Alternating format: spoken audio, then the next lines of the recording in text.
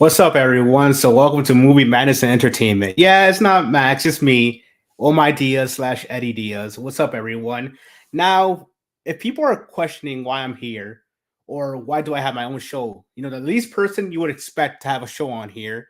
Well, I have to say that, I kind of talked to Max about it and I said, maybe I want to talk about DC since sometimes when we talk about DC with the other panelists and the other people involved, they're like, no, I don't want to talk about it, or no, this is getting toxic, or no, let's talk about something else.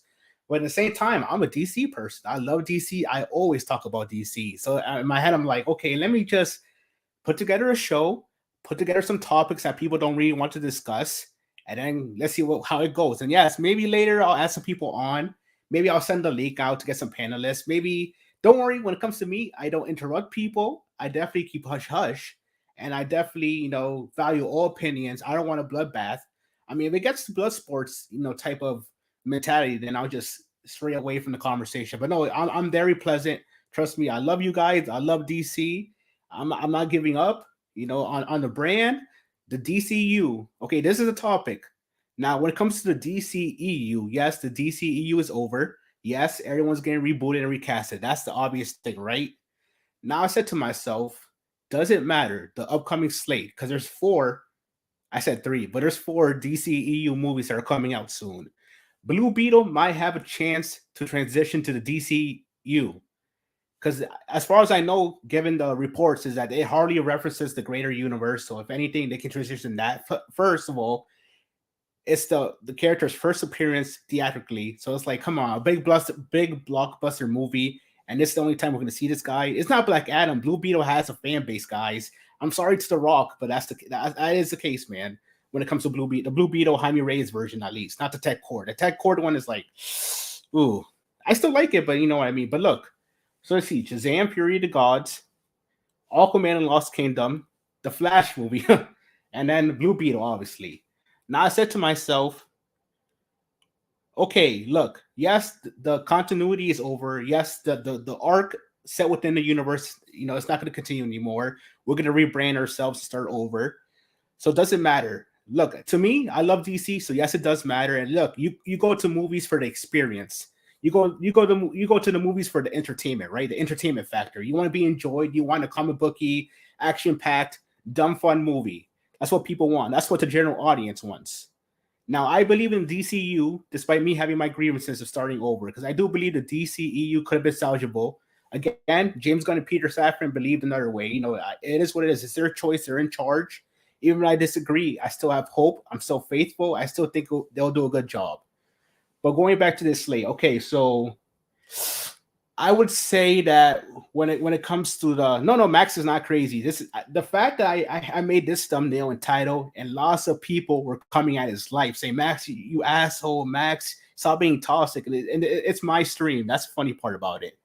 But no, when I saw that, I said to myself, Max, yes, he kind of is too passionate about DC or the old DCU, especially the Snyderverse portion of it. But I understand. I mean, Henry Cavill saying he's coming back, that WB telling him to announce he's back. But then, like a month and something weeks later, James Gunn has to be like, well, I'm sorry, but you're done. We want a younger Superman. We want to restart the cinematic universe with another path, another direction. And look, again, I disagree, but at the same time, I can't do anything as a fan. I just have to see and wait if it's good or not. If the product is good, lots of people won't give it a chance. Sorry, everyone. Max isn't around. It's just me for now.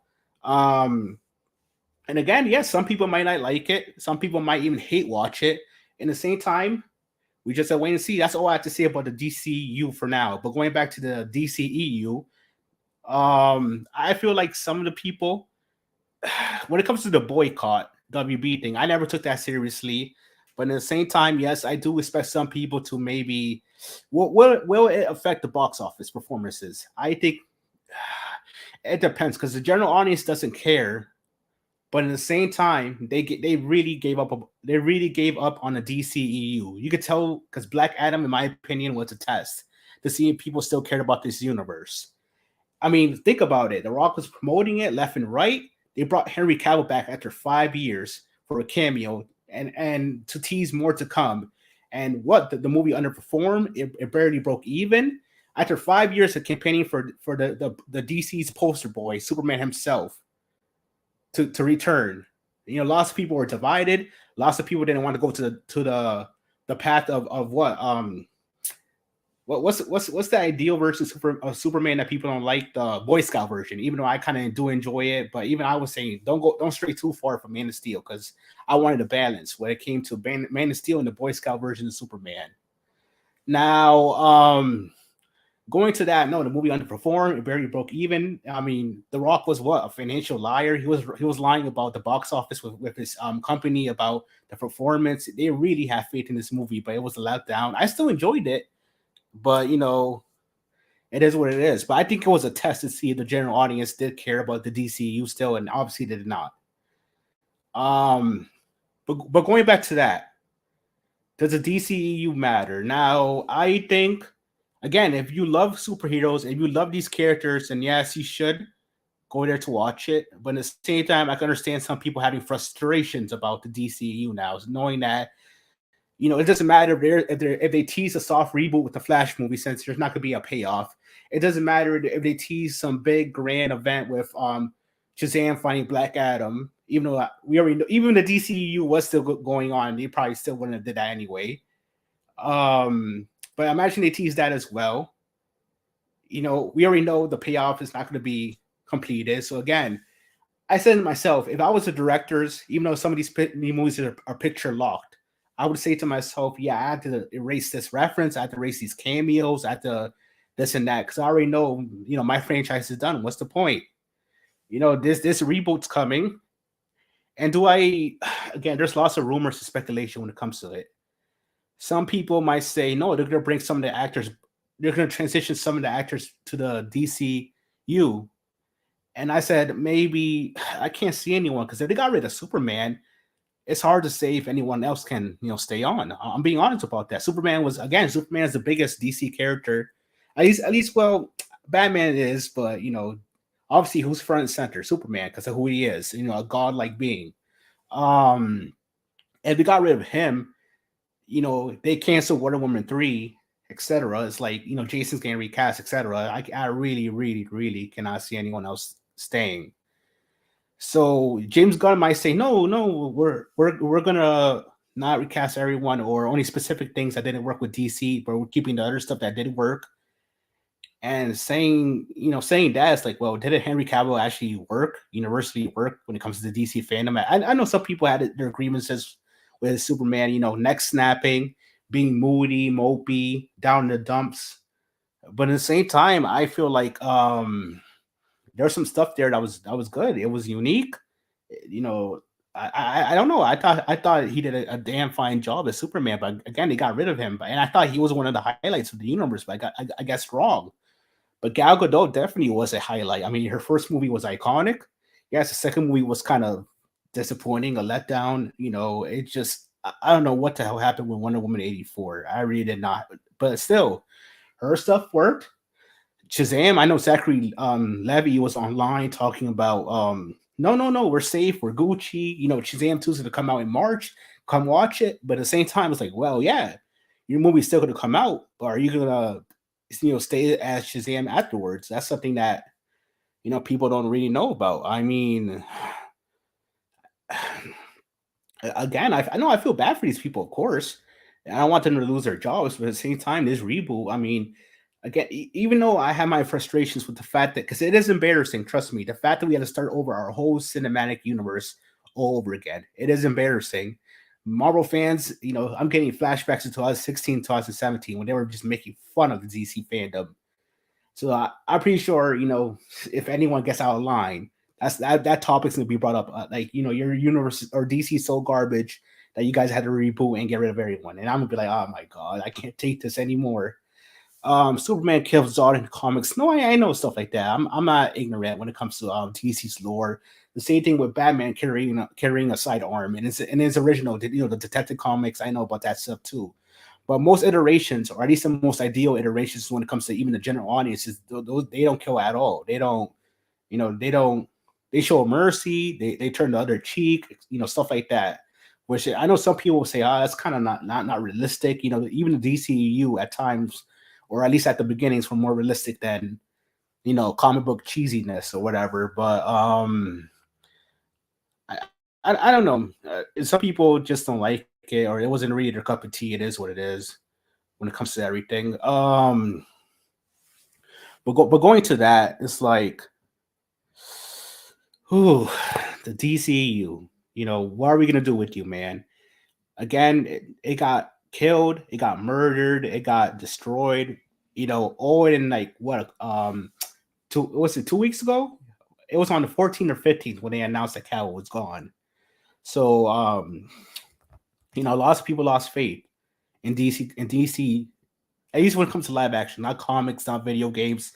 And again, people have to realize when it comes to this DCU plan is that they have the opportunities. I mean, James Gunn has stated animation, video games. I mean, think of the possibilities, people. I get it. We probably won't get conclusions like Superman versus Black Adam or dark sci-fi in the Justice League and stuff like that, or whatever else they were teasing. But I think this is a moment we have to realize that yes, these things are not going to be achievable anymore. On finishing these specific arcs within this cinematic universe, but at the same time, you don't know what's. I mean, if anything, James Gunn, because I don't know what the first movie will be in the slate, but I think if anything, because what's up, Max, suffering from DC pain. I know anything when it comes to the first. Not the first slate, but the first Superman movie within the slate is that James Gunn has already said it's not going to be an origin movie. He's already established to meet other heroes. So if anything, they're probably going to skip some things to get to other things. Like Justice League forming definitely won't be skipped at all or rushed, because that's something I did complain about when it came to the DCU. How the fuck do you go from Man of Steel to Batman vs Superman to Suicide Squad? It's like, come on. Well, what's up? What do you have to say, man? What the fuck is this shit, man? What do you mean? I don't know. You were talking about the whole how do we go from here to there? By all means, I guess it's because WB is reactionary as shit. So I guess the fact that they took 30 minutes. I think people will say they took 30 minutes off of BVS, and then we got that 2.5 hour cut of the film, and then that's why it resulted in the box office that they didn't wanted to have. They wanted to make it could have been $1 billion, but that second week drop off and shit, and then they went all reactionary, and they were like, we don't want Zack Snyder anymore. Just to do Justice League, and then after that, they just wanted to do their own thing, which I don't really mind. I don't really mind too much. I like I guess you could say the non-Zack Snyder, which is kind of dumb. Like post Justice League films like Aquaman, Shazam. What else? Birds of Prey, not so much, and Wonder Woman 84. But I do like James Gunn's Suicide Squad and Black Adam. But I don't mind them. They're fun movies. I mean, I would like them for to connect, and I would like to have a Batgirl film. They canceled it, but I wouldn't mind seeing it. I kind of get it, but for the quote unquote universe that they wanted to do, it's. I mean, we've gone on the hand. I'm pretty like. I was like, okay, he's a good storyteller. I mean, I'm pretty good.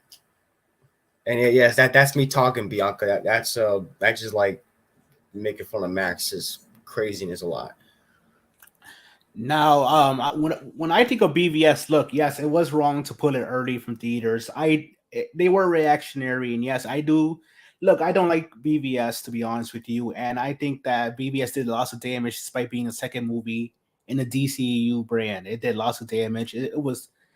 I keep saying I'm sorry. Look, again, there's some good stuff there. I think the best thing ever about BVS is Batman. And look, I definitely am not a fan of him killing, but even with that, I was like, he was cool throughout the film. And because I love Man of Steel, but coming from that movie, I was like, what the hell is this? BVS is some bullshit. I won't even get into my grievances with the whole thing. But no, going back to it, yes, they were reactionary. Yes, the general audience, the critics did not like the film at all. There were lots of people fighting over if the movie was good or not, or the critics are on some bullshit. They're on Marvel's payroll. I remember all that stuff from 2016. Trust me, it was a worst time to be a DC fan. And then Just League 2017 definitely did not help either, man.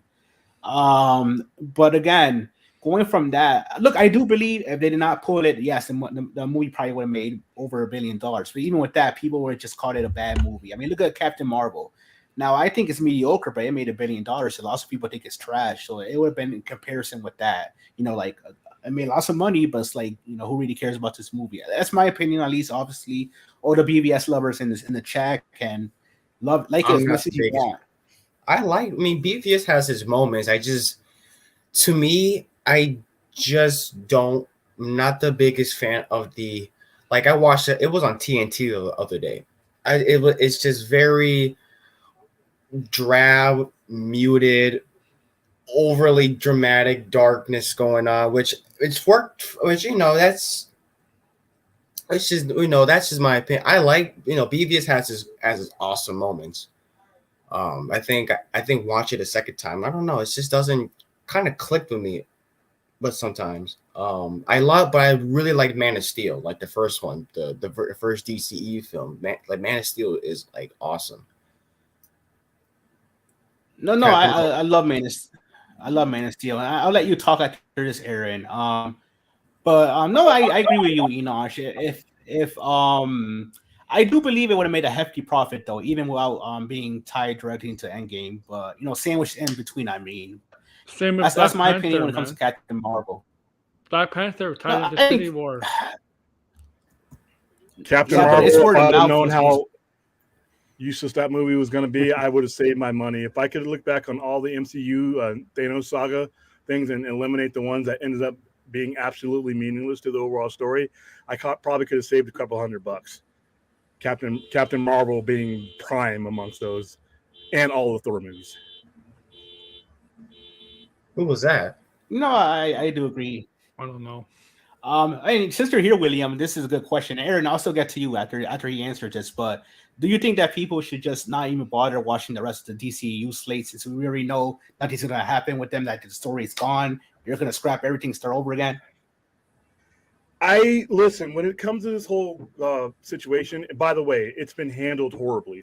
Regardless of whether you agree with it or not, the way they rolled this out has been stupid and it's been horrible. Even if you agree with the move that they're making, there was better ways to do this. It's hard for me to tell somebody not to go see something, but I can't make a strong case for them going to see it. I might go see these movies, or I most likely will watch them on HBO Max, with the exception of Flash. But I don't have a strong enough case to tell people that to go see these movies unless they come out with something that says we're doing this and this is why they mean something. I do not agree with people that say, well, you should just go see it because it's a good movie. There's a lot of other good movies out there that I can spend my money on. You bought into this as a shared experience, as a complete story. And if you're being told that the story is going nowhere, then I can't make a good enough case for you to pry money out of your pocket to go see it. It depends on what you come into it for. If you're just for one-offs and going to see a great movie, but that's not what this is sold of. If they sold these movies that are coming out as being all, 4 standalones, then perfect. But that's not what the ramp-up was. So it's a hard case to make. I'm not going to tell anybody to ever boycott anything because I think it's an individual decision. I just, as an individual, can't make a good enough case for you to go see these movies. Unless I find something. I do agree. I'm just going to say as a comic book fan. That's the only reason. So I'm a huge comic book fan. I mean, I'm over the top comic book fan, but I like I said, when it comes down to investing into a cinematic experience, it is, I'm buying into the story. It's like I don't buy just one comic a month. I buy story arcs. I always tell people, don't sell somebody a comic book, sell them a story, and you'll have them forever. So yeah, it's the comic book way of telling stories. And if they could have done this 30 or 40 years ago, if they had the technology and the budget and the wherewithal to be able to tell shared universes, they would be doing it back in the 80s. They did it as soon as they had the capability to do so, and that's why we're at where we're at. But that genie's out of the bottle. There's, You can do standalone movies, but they in no way, shape, or form are ever going to be the priority of a studio. It just doesn't make financial sense. So, and it doesn't make that kind of sense for a fan in some cases, depending on who you are. No, I agree. Yeah, Can I ask you this question? Oh, Aaron, There could finish have this been a up, way and then to I'll. continue. Yeah, that's what we all thought the Joker was going to be, like a standalone movie. Then all of a sudden it's having a sequel. Yeah, and like I said, the Joker would have been okay never having anything come out Yeah. because it was only marketed that way. But Yeah. these movies that are coming out were never marketed that way. They were always part of an entire story arc. So it's that's a tough decision. Do you think it was because look, the DCEU after Justice League, they want nothing to do with connectivity. They resorted to a bunch of standalone films. So do you think that's the reason why people gave up? Because they were like, well, it's supposed to be a greater universe, but no one's matching up with each other. 100%. And like I said, anybody who ever wants to defend the Hamada, Emmerich, that cabal, all you need to do is point to that. You have no bigger recipe of failure than what they did after that. Because what they did is they took the big alpha players off the playing field for an extended amount of time and then gave you C-listers on their own for the most part. And then when the general audience, forget about us nerds, didn't connect with those characters, so you didn't know who the hell they were, they wanted to turn around and blame all of the fandom for not supporting those movies. You can't feed people a diet of Superman, Batman, and Wonder Woman for 3 or 4 years and then go 5 years. I mean, you went 5 years without Superman on the screen. If there was ever something, cause for termination, like when people get fired from jobs, all I would need is that. You kept the nuclear weapon off the playing field while you played a game of hand grenades for 5 years. So what is that? Do you believe? Because Can okay. you bring that? And the Batman was a Yeah, reboot, relaunch, Warner Brothers. Yeah, but No, because you're always going to have a transcendent character like Batman is going to draw money no matter what. Exactly. So that's not a good. You have a franchise. You have a franchise player. He's always going to draw. And by the way, anybody the standalones are great. You guys can have the standalones, but if you're in a job and you're in the process of making money and it's your job to make money and pay people, standalones are not financially viable. The Joker. When did Joker come out? Like 2019. We're headed into 2023. When did the Batman? The Batman came out last year. When are we getting the Batman on the screen? Probably like 2025 or 25 maybe. You need your shared universe if you're going to generate enough revenue to sustain all of this. That's why they're doing the Penguin show to start, the Narcos. That's how box office does. That's a problem. That's not box office. That's HBO. But yeah, if it's good, it can help. It could help, but while you're doing that, while you're making money on one movie, if you're filming about 3 to 4 movies a year, you're generating a type of revenue to make things relevant. Yeah. I do agree, but even with that, can you say that at least that gives the consumer confidence that they'll keep coming with this universe, like the Arkham series, the Penguin series, they'll show that the people who care about this universe that WB's not going to scrap it or anything, they'll just continue it. Oh, right now WB and DC don't have any confidence at all. They're going to have to build that, unfortunately, and it's not the current regime, and it's not even James Gunn's fault. It's you let these guys do what they did for 5 years, and they really, really damaged the brand. And they damaged the brand to a point where no matter who came in after them and what kind of decisions they made, that person has a load to bear that they really shouldn't have to restore the brand. A lot of your brought, but even when James Gunn releases his Superman in a couple of years, all right, I'm going to bet good money. It could be an excellent film. It may not draw the type of box office that people are expecting or wanting because he now has to start repairing a brand that a previous regime, none of whom are no longer with the company, have damaged. That's not easy. Getting that trust back is not easy. No, I do agree, but look, I don't think it's going to do massive profit, but at the same time, having a proper plan and all that stuff for a slate is more better than WB just throwing shit out the wall and seeing what's this. They were all over the place streamlining stuff that never happened for years. So that's why I have to say, it's better to have proper planning, all that. I have faith in the DCEU. Well, here's a problem with this, and it sounds real cool, for people to say give these guys a chance, and even I'm going to do it. But the same thing that derailed things back in 2013 to 2016 still exists today. That hasn't changed. Money's still green. Shareholders still want a very quick return on their profit, especially ones that help purchase a company with $43 billion in debt. So even though he has a 10-year plan, there's no guarantee that he has even 3, to be honest with you. There's no guarantee that if whatever Superman movie he puts out doesn't do, not comic book fans like us who understand, but the greedy shareholders with the hedge funds and all those guys who put forth the money, it has to, before even Zaslav, the most powerful people in the room right now are not James Gunn, it's not Peter Safran, and it's not David Zaslav. It's the shareholders. Because if the value of their stock is affected by this, they're going to push for changes, and he answers to them. It's not the other way around.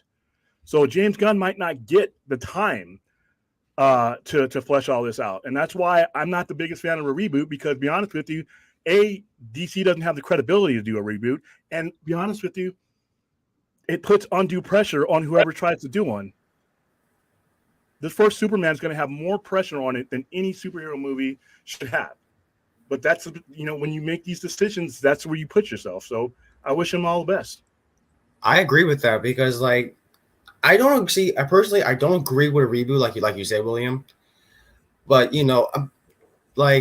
there could have been a way to continue it if Gunn were to would have find a way. There could have been a specific smoother way. Do you think so? Like a smoother kind of way? I got a better idea. I would let Gunn loose and do whatever he wanted to and do his plan. But what Abdi and DeLuca should have done is what they were beginning to do, they should have been given a task to put an end to what was currently going on, to find some credible way to put an end. And then his universe starts where he wants to start it. I don't think it's a good idea, and I think it's not even fair to James Gunn to say you're in charge from this point on, because you're putting movies in his hand that have nothing to do with what he's going to be doing possibly, and it's a lose-lose situation for him. First, because you put a lot of pressure on his movies that's carried over from something that should be resolved by the people who were in power before him. Those two were running Warner Brothers. They should basically figure out a way. I don't care if it's claymation, sock puppets, cartoons. Find all the nerve point storylines that were being dragging along that people want to have ended, and find a way to resolve those, because it makes business sense to do this, because those new plans that you're bringing in, you don't want them just paying for that Superman movie you just spit out.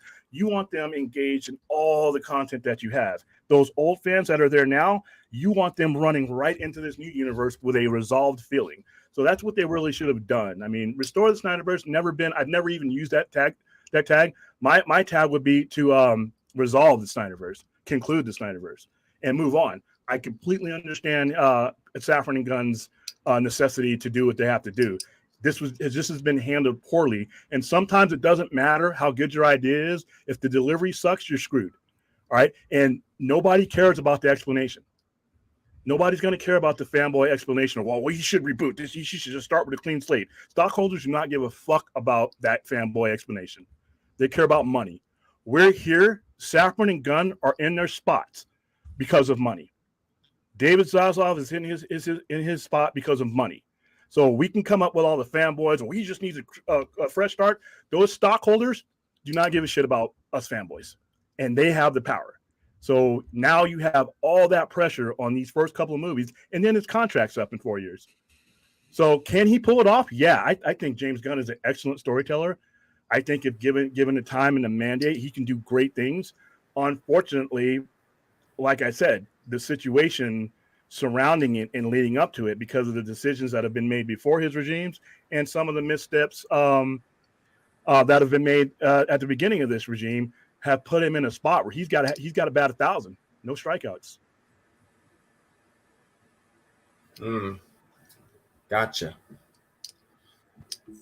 Yeah, I do agree with that. There's gonna be lots of pressure, and look, I get it. It's the shareholders that are more important than the fans, but at the same time, the word of mouth, all that stuff.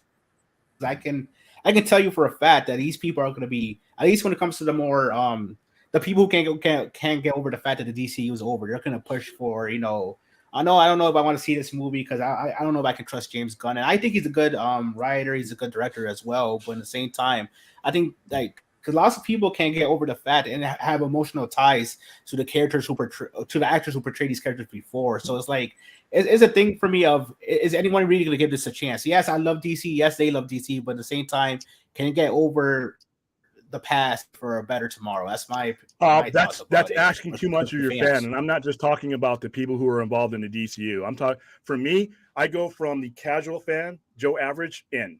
I start with the casual fan. Now, what you have to look at it from the casual fan who's not going to be on a YouTube channel, who's not going to be on Twitter, but they've seen these movies. They were in the theaters with us. They know that something started and it didn't finish, and it makes it worse because, like I said, the only valid comparison that you can really make between Marvel and DC is that you have what the MCU has done is they've started, they've given you a middle, and they've resolved. Everything that they've started for the most part has had a resolution. So when you hold the two products on a scale like that, you even if you're not a geek like me, even if you don't go on the internet, you know that you've gone 5 years without Superman, and no other superhero franchise that's currently out there has gone that long. So you know when something hasn't been complete. And you don't want to, you won't make a noise. You won't do a hashtag. You'll just silently walk away. And all these people that are screaming on Twitter and fire James Gunn, those are the least of people's worries. Those aren't the people you have to really convince as much. It's the general audience. The general audience sees an inconsistent product over the last 9 years. And it's not about trusting James Gunn. It's about trusting DC and DC films. And you got to put yourself, do you want to invest taking a family to a movie, when it is an investment, whether you agree or not, they're investing in a long-term story. All right. And when you have a company that has not completed the only major long-term story that they started, and you have other options, I mean, it's a hard ask. A geek like me is gonna go most likely, but the general, if all the geeks on YouTube went, we don't make up enough of the audience. The reason why Black Adam didn't make as much money is not because the geeks like us didn't go. It's the general audience didn't know who the hell Black Adam was, and they stayed away. Same thing with Shazam. This next Shazam's not going to make that much money either. Regardless of its budget, it's not us boycotting. I mean, shit. All right.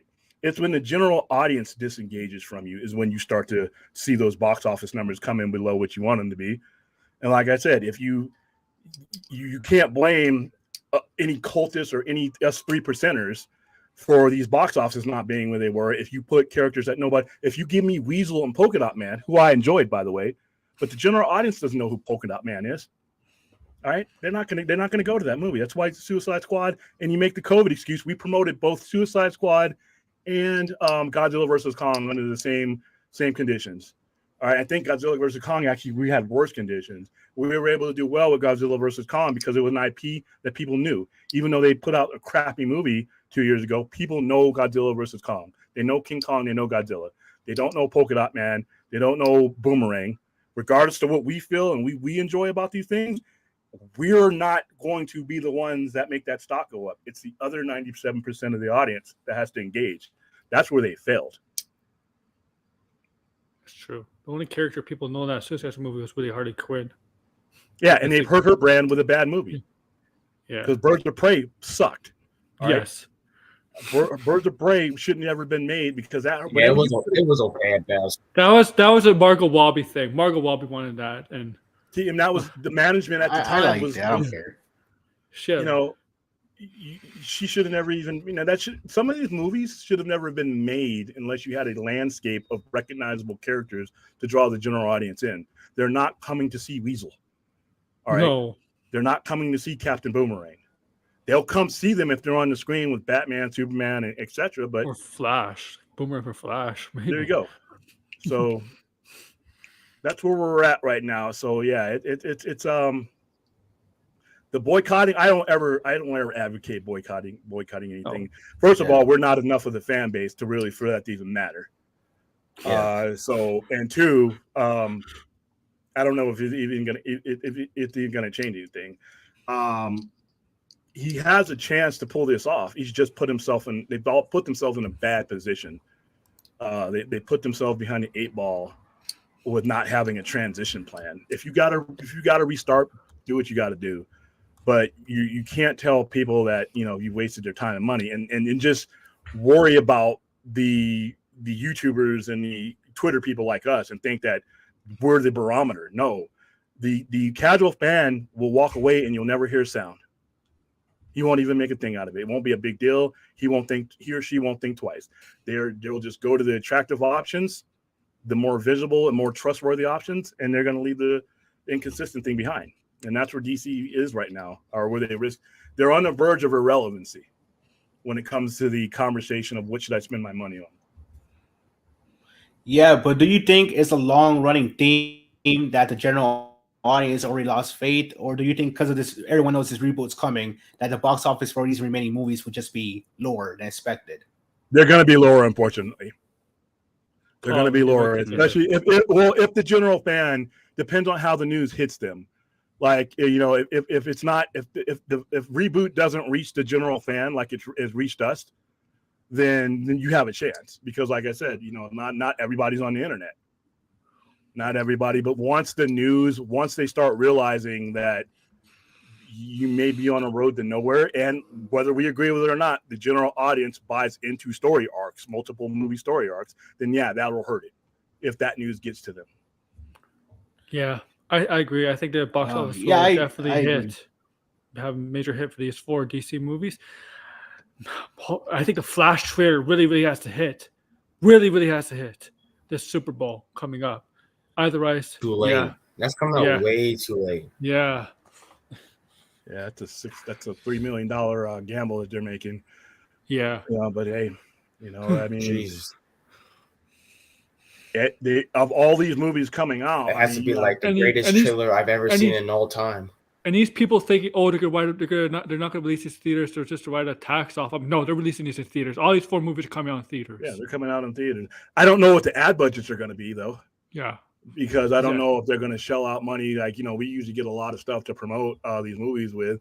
I don't know if that's going to be there, depending on what the situation. But once again, as chaotic as things are, do one thing though: leave your mind open to where more news will come out that could change the whole structure of this and get us excited about things again. And then and like I said, I don't know if what's this as an underrated classic? Watch it. Well, here's the thing though: the people who finance that don't give a shit about it being an underrated classic. Prey? They lost their money already. Yes, they did. Yeah, the people who the people who fronted the Suicide Squad and Birds of Prey, they already lost that money, whether it's an underrated classic or not. They ain't too happy. And now you're putting them in a situation, Birds of Prey really at the worst time possible. I'll say this about Birds of Prey, little movie perp.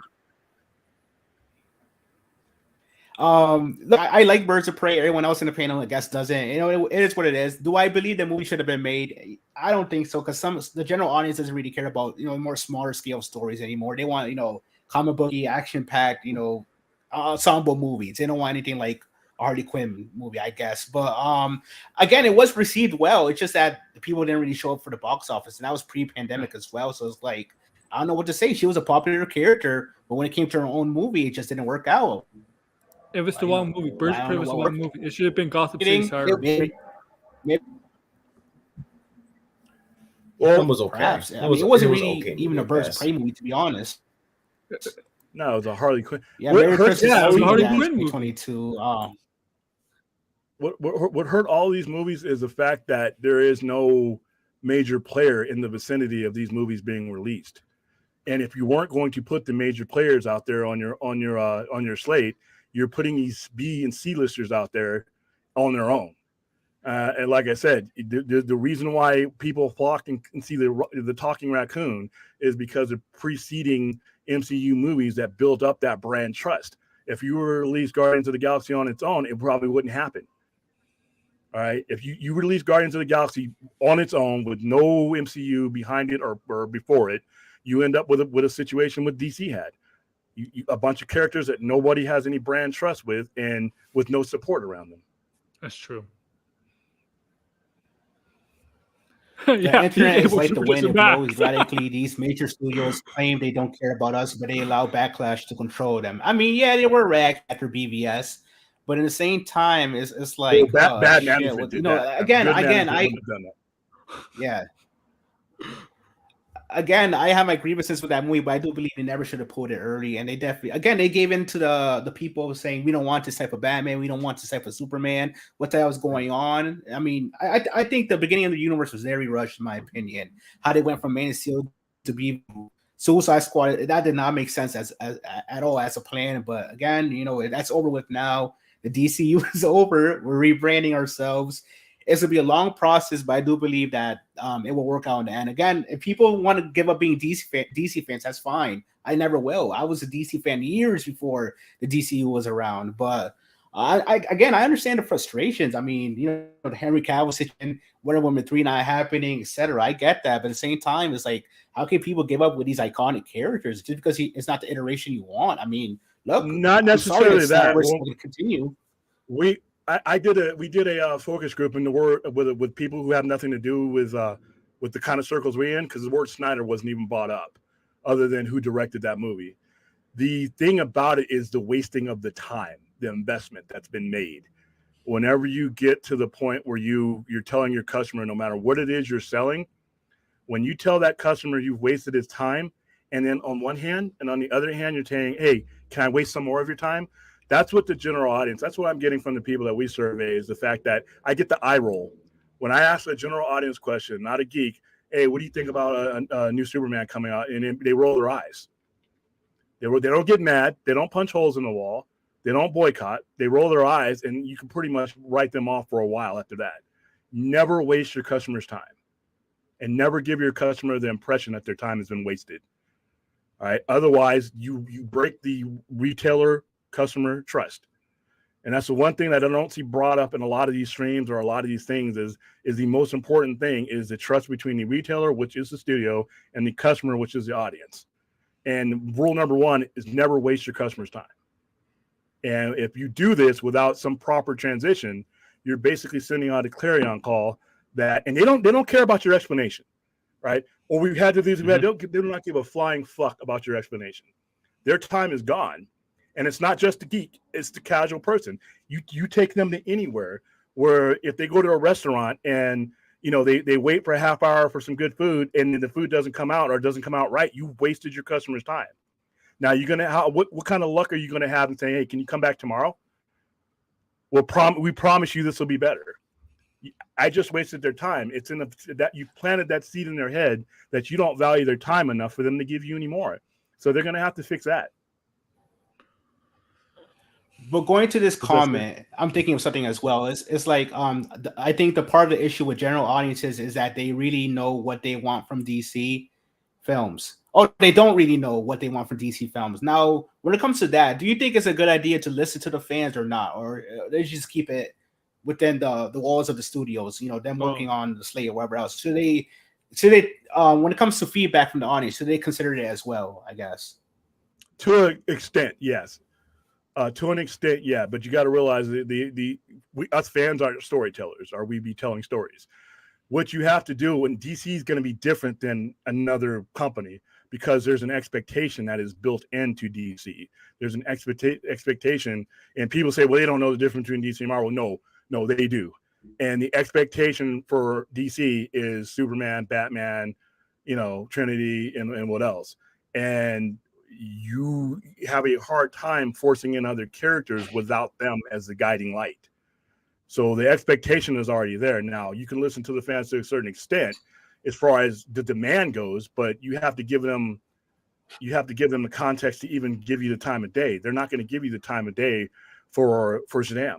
Sorry, they're not. I love the movie, but they're just not. You don't have a big sample of it. And everybody can love Shazam and everybody can love Black Adam and give it 90%. But that is within the people who saw it.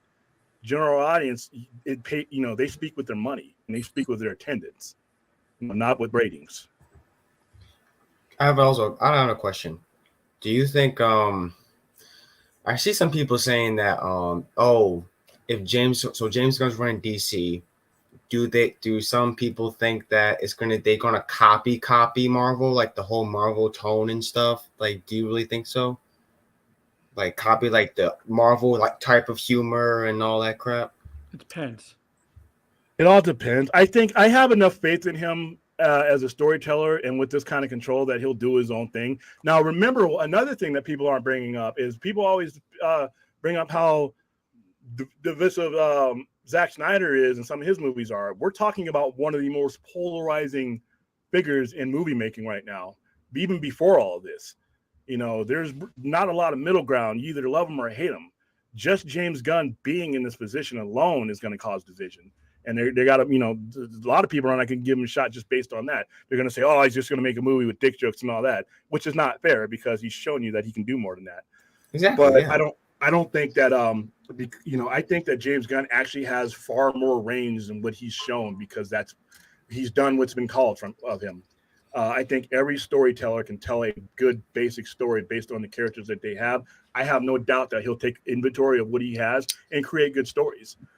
It's whether he's going to have the time to do this. This is a long haul, and it's not going to start out with fireworks. All right, it's going to take time, and it's going to take the people financing this to understand that you might have a $400 or $500 million box office coming out of the gate. You know what? And my question is are we going to be pussies like the previous regime and blink when you hear fanboys whining that we're never going to go see the movies and then guys trying to collect bonuses? Or are you going to stick with this guy, through thick and thin as he develops this? That's the biggest question. And that's not guaranteed.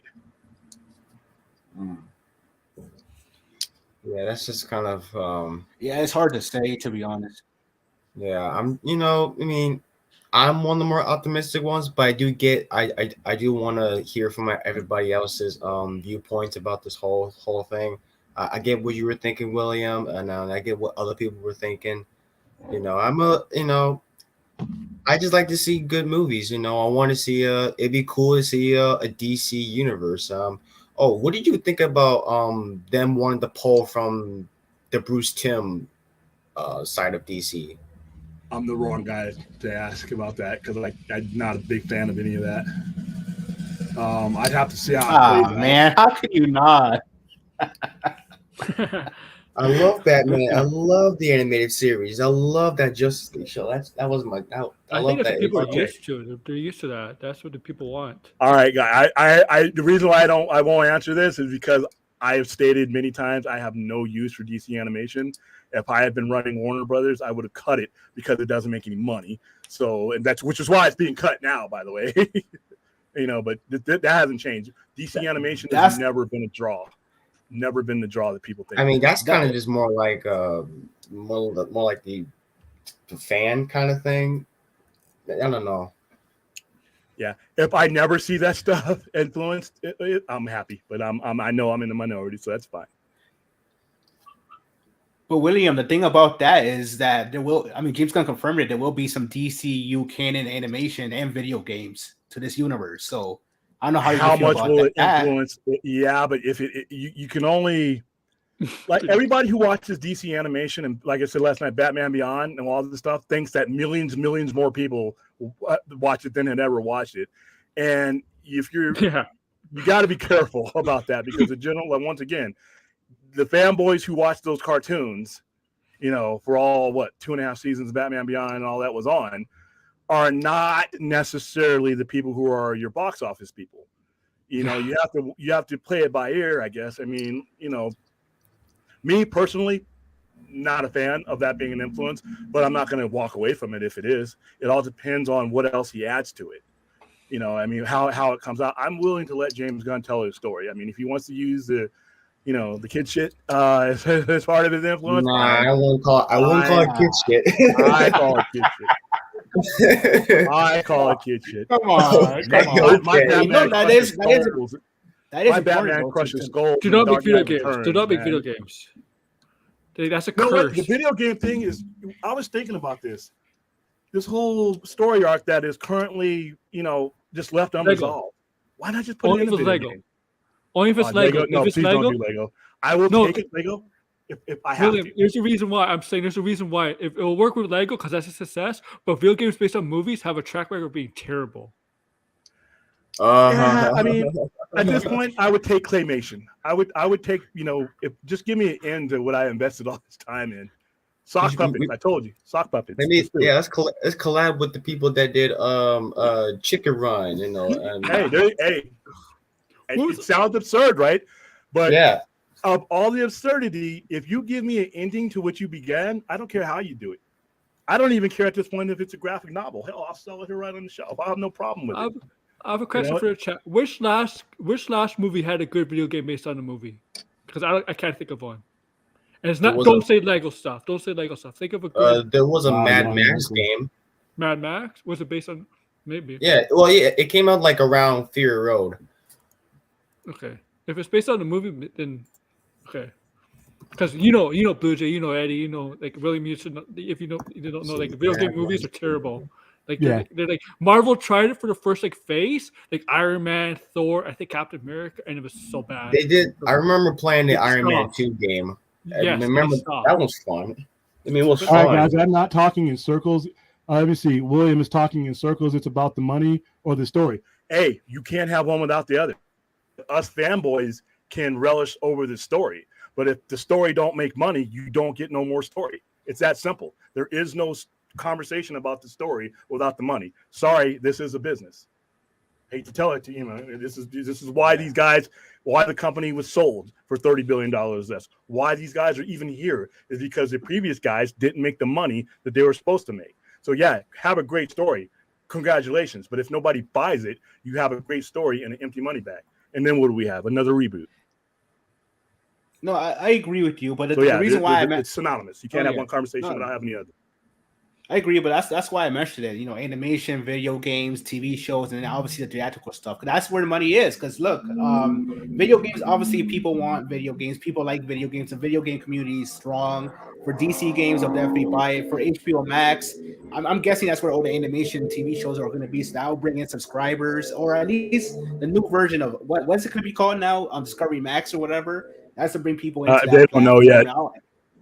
And something they said just Max, just Max or something like that. It's Max, yes, it was something like that. But no, I see it as a way for them to get money in different, in different ways. Again, video games, animation, and then obviously theatrical stuff is going to be the big thing. But again, that's too ambitious, to be honest.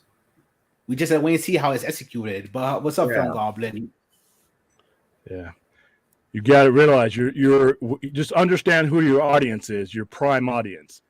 And what when you start making these stories and when you start figuring out who you're going to influence, or use to influence, that's all I'm saying. I mean, if it turns out that it's animated universe, yeah, but like I said, we're the majority of people, are going to be influenced by things that are not that, and that's who their audience is. They're not,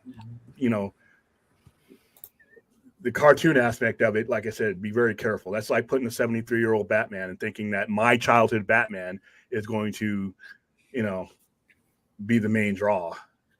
No, I agree. But the thing about it is, for the people who do love that universe, to want to know more about the lore, the background, they're going to have to watch that stuff as well. So even if they think that animation is lesser, they're still going to have to rush over there to see what happens within this story arc, or whatever you want to call it, when it comes to DCEU. So I think that if anything, it will bring in more people who are not really into video games or animation, but they want the story to see how it's if they're properly connected. If they properly connected, yeah. But I don't know how much of that stuff from 30 years ago is going to be an influence of the stuff that they're doing now. Sorry, I had bad connection. I had to go back in. Yeah, what's up, man? What's going on? What are your thoughts, I guess, when it comes to all of this? Well, I was saying I was agreeing with everything what William said, is that, they don't have much integrity now if they just decide to go a full reboot without actually finishing the story, properly the way it should. Because then it's just like, now they put in they put themselves in this position where the first movie they put out within this new universe, they have to knock it out of the park. Otherwise, you're going to completely lose everyone now at that point, because then it just goes back to everything back to the way it was, where there's no change other than you just did a reboot with no promises to it. Yeah, it's more of a question of. It's a major uphill battle, is what it is. And I just don't know if James Gunn can pull it off, really. Yeah. What reason does your average going fan have to jump into another ride when they were left on the side of the road from the last one? It's just, and it's not a question that they're going to think more than a couple of minutes over.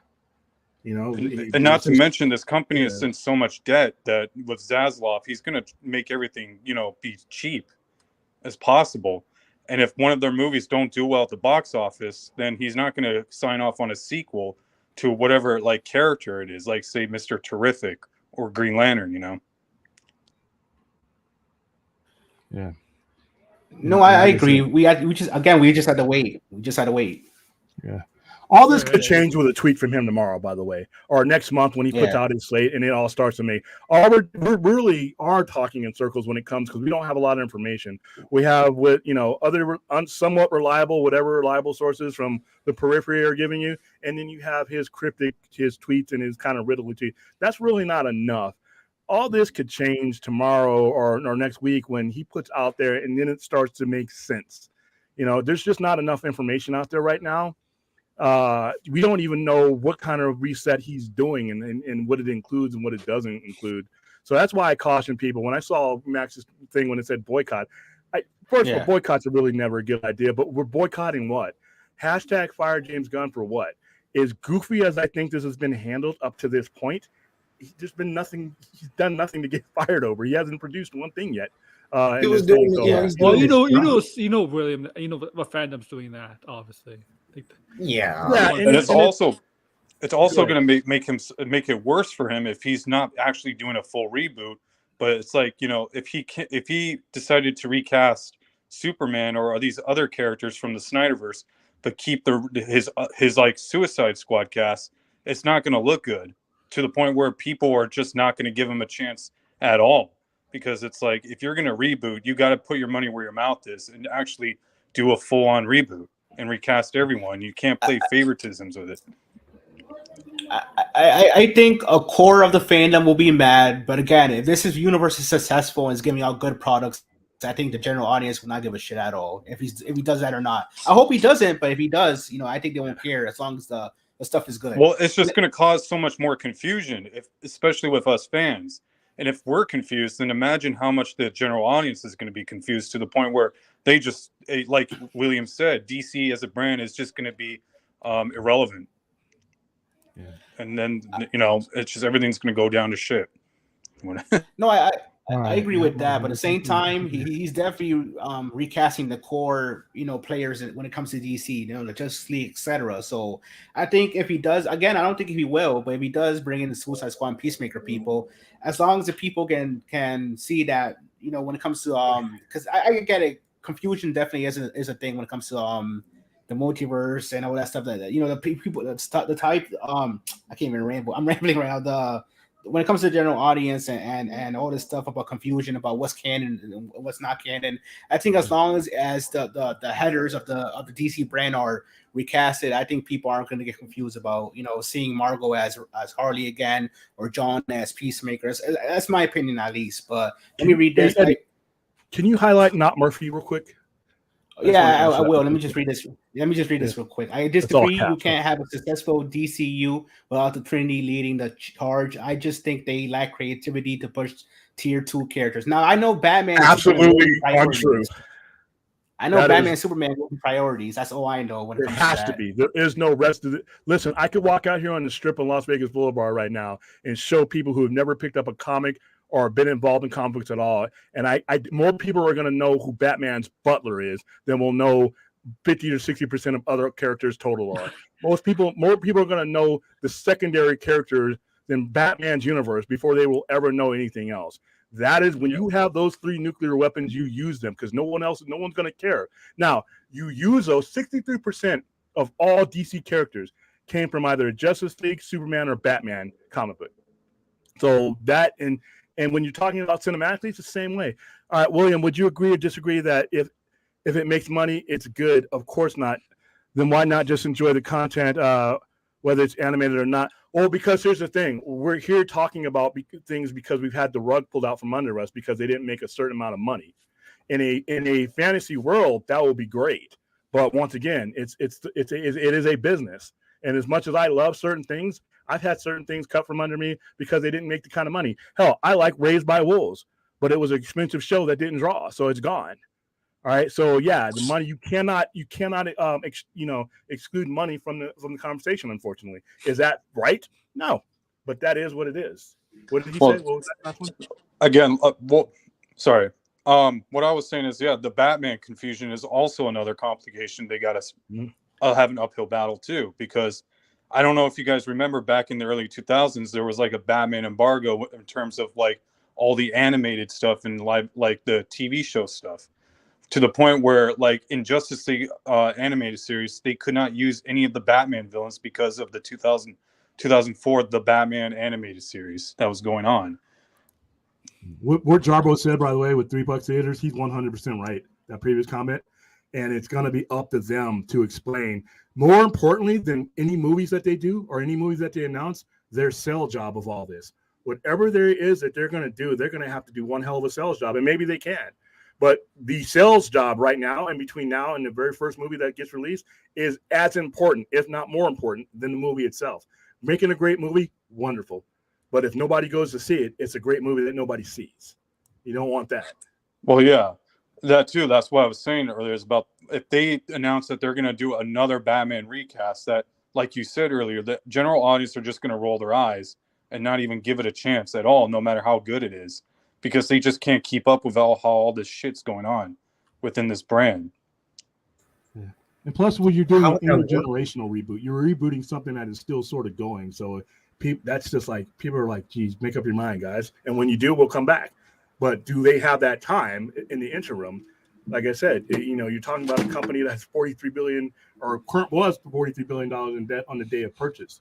So the money is a big issue. And, it's just going to be,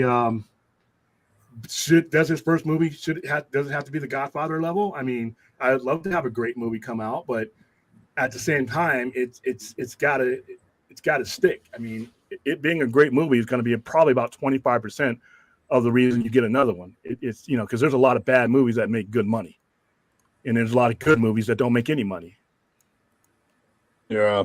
So, well, I was saying too, it's like, I also just would not be surprised if the Matt Reeves Batman continuity gets put in with this new DCU, which I know a lot of people like Eddie are not going to be happy with that, because they wanted to be. How would that really work, though? Say that again. What I'm saying is, with this whole Batman situation that they have going on, I just would not be surprised if they do find a way to incorporate the Matt Reeves verse into this new Matt DCU. Reeves will walk away. Here's the thing. I'll let you guys. I'll tell you something. LexCorp, Superman, and Wonder Woman are mentioned in that universe. Only in the novel, but that was never mentioned in the movie. But that's canon, though. No, not necessarily. They always do that shit where they say this book is canon, but the filmmakers and the screenwriters are going to say, well, not to us, But they don't have it. But they're not Warner Brothers. Warner Brothers can say it's canon or not. Well, again, do you think Warner Brothers are really going to care? They don't keep up with that shit, really. They're trusting James Gunn too, though. So I mean, that's pretty much why he's bought in, because, like I said, the stuff suits are not going to care. They're just going to want results. Yeah, well, it's like you said too. Matt Reeves might walk out, and to the point where I feel like I wouldn't even be surprised if they actually cancel that universe altogether and just do another. Well, you only got 2 more movies left in that universe anyway. It's probably just going to be a trilogy, and then it's satellite stuff. But the main movies are probably going to be a trilogy. But I would leave that alone. And like I said, I mean, you can have the Batman, you can have Joker, but like, if you're trying to generate revenue to keep doing this and get bigger and better in their situation, then you are going to have a Batman that is a cinematically shared, because there are certain stories that don't make sense with a Matt Reeves type Batman. That character and the environment is designed to exclude the fantastical. And but you know how long it took him to make that first movie, though? It's just like, how long are they going to wait for him to actually finish this trilogy of his? Well, unless they have other things going on, shoot the next 2 movies 2028, 2029, probably be the third movie. But the Batman and the Joker and these standalones are not the financial engine of DC Studios. It's just no way. It's mathematically impossible. They don't have the frequency to generate the type of revenue that's going to be necessary to make a DC Studios profitable and sustainable. So you are going to have to add, and what a shared universe gives you is multiple movies a year in that same universe instead of waiting every 3 to 4 years for a standalone. Yeah, but it's like you also said earlier too, they want to branch out to other content like video games and anime series where everything is all connected. But if this Batman universe is not connected, that's just also, again, going to just pile in more confusion to what's going on with this brand from the general audience. It's going to be up there. Listen, there's confusion and all kinds of stuff and strife. All this is part of the game. But if you're sitting in the throne, if you're the guy, then it's your job. And like I said, it's your job to explain this to me. If you're selling me something, it's going to be Gunn and Safran's job to sell this to me, to explain this to me. Just like when you're talking about the multiverse or whatever's going on in Secret Wars. If they're going to do this, that means when they're committed to telling the story, they're also committed to selling it to you and making it understandable. If something is not understandable, I blame that on the creative team. And be honest with you, I'm going to give him a chance to make all this explainable. I'm not ready to us hardcore fans are going to follow that stuff, but the general audience are not. They only cares about when is the next movie going to come out. That's it. They're not going to be invested into these video games or animated stuff that goes on outside of that. You'd be surprised. You'd be surprised with video games. Like video games, if the video game is really, really good, it'll generate a lot of revenue for for DC Studios. The fact that we're even talking about this just proves how much the previous management just fucked up everything, you know? It's just so much confusion about it. All right, that's Nat Murphy. Actually, that's a good question. Can somebody please answer this? Why did WB hire Gunn if his DC movie lost money? He sold them on a plan that they thought was viable. And, you know, once again, his movies were released under a management team that, you know, is no longer around. He's basically replacing them. So there's a difference between him doing what was asked of him as far as a movie and him running a studio with a vision that doesn't involve the people. Because like I said, a lot of the DC failures that happened in the 5 years had to do with management and even putting out those movies in the first place. It's not, you know, his fault that they greenlit movies that should have never even been made in the first place. So they're not going to really hold him accountable for that. They're, you know. Yeah, but I'm also, based off that question he was asking, I wouldn't be surprised if Gunn was the only one who wanted to take that job. If the rumors are true, the reports were saying that no one wanted to take that job, like Todd Phillips or even Kevin Feige, for example, you know. Or Todd Phillips would have been bad. Todd Phillips is a filmmaker, and that does not want to do. He's never Feige was never going to leave outside of that. Yeah. Like, no, why would I leave? Why would I leave Disney or MCU for that? No, there's like, if I was like, that's. Oh, I think Feige will eventually leave. I mean, people, guys like that who have it all, want challenge. They want challenges. Oh, if Disney loses Feige, if they lose Kevin Feige, that could be a massive hit for Disney. That could I forgot Dan Lin. That could change the game. He's already laid the groundwork. He set the standard. I mean, apparently there was a report like a couple months ago that said that he almost did leave for Warner Brothers. They I don't know, like 5 or 6 years ago, maybe. I don't know. Yeah, I mean, people leave jobs for bigger challenges. Yeah. It happens in every walk of life. To be honest with you, unless you're at the bottom and you're just bagging groceries or something like that. But once you work up, nothing against people bagging groceries, but once you work up in the higher and upper management and you pretty much conquered that territory, you get complacent and bored. You don't have a reason to show up, you know, as much anymore. You want a different challenge. You want another world to conquer, you know. But it's like I said. Oh, sorry. And Feige is a huge fan of DC Comics. Like, he's he's inspired by DC films. I mean, you know, a lot of these guys, we may be on different sides of the aisle, but a lot of these guys golf together, they talk together, they influence each other, they bounce ideas off of each other. You know, it's all good. There's no competition, like in competition between the people involved in DC and Marvel. It's like the brands may have competition in terms of sales and stuff, but there's inside the people have no competition. Like who's the only director for DC that was heavily involved in the cinema? Who's he talking about? Murdoch? That comment you just brought up. Who was he referring to?